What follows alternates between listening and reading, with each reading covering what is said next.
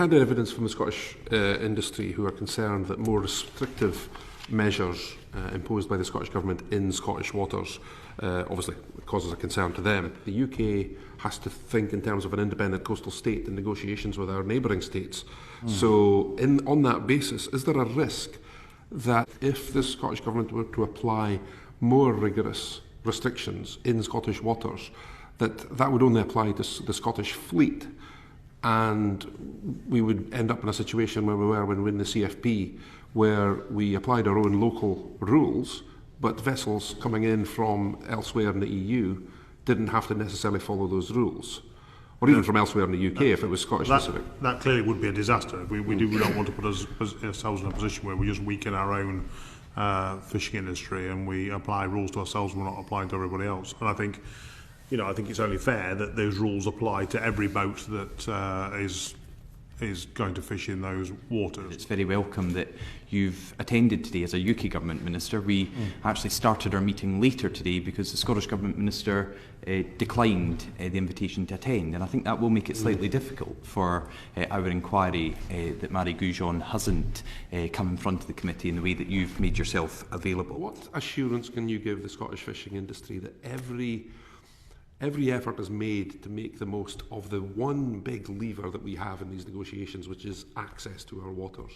It's absolutely there, front and centre, that access part to the arrangement. So as you've already identified, all those coastal states, I think, can actually agree with the IC's assessment of what the total allowable catch should be, but then it's a question of what shares each party at the moment is giving themselves. But access is a key part of it, and as you've said, and as the Minister has said, the quality of the fish that is in UK waters at the right time is exceptional, and that is also that's a relevant lever in making sure that we get the best deal for the UK. Elspeth MacDonald, Chief Executive of the Scottish Fishermen's Federation, gave evidence to this inquiry. She stated that the Scottish industry and the Scottish Government ministers and officials have a far stronger voice now outside of the EU as part of that UK delegation in these negotiations. Would you agree with what she said about how much stronger a voice they have in those negotiations? And I'm looking at lots of nodding heads on the panel. We have a seat at the table, don't we? Clearly,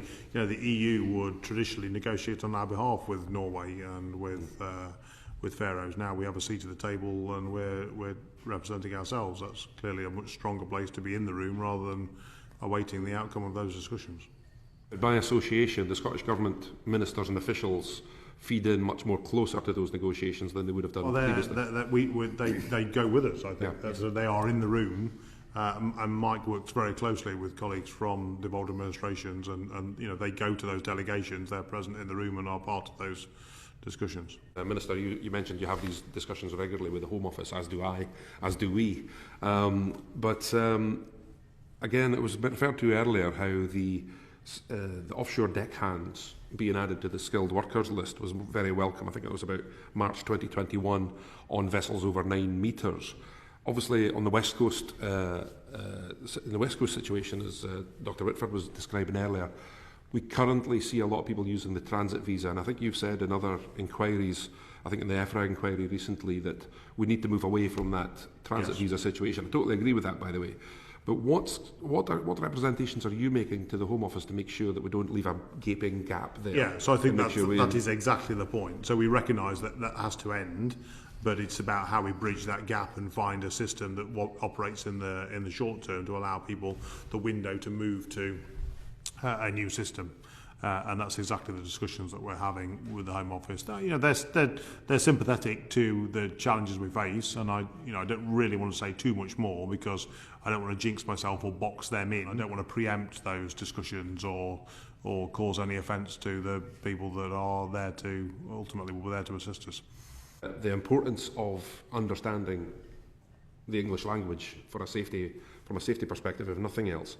But have you taken on board representations from the industry who have suggested that oral English is very important, but their concerns are that the written aspect of that English language test is more onerous than is possibly required for that particular role? It's my job to make representations which I'm more than up for doing, which I will continue to do, and I'll be doing. Well, I guess I'm asking if you've heard those representations for you to make those representations. So to an extent, I accept that. What matters is when your skipper gives you a direct instruction, you understand that instruction and you can act upon it, and therefore keep yourself and the rest of the crew safe. And I'm more than up for making those representations to the Home Office, but I think that's best done behind closed doors rather than in an open forum like this.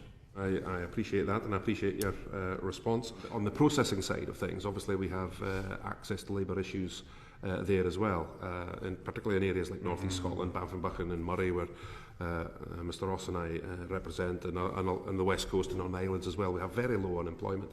And so we have difficulty in finding people to work in the seafood processing factories as well. So I'm just wondering if that's part of the representations you've been hearing from the industry. And absolutely, and I think that really does impact, of course, because it tends to lower the value of some of the landed stock. If you've not got processing capacity, then you devalue the market in terms of the value of those stocks. And we don't want to do is find ourselves in a position where it's economically more rewarding to land in Norway than it is at Peterhead or any other Scottish port.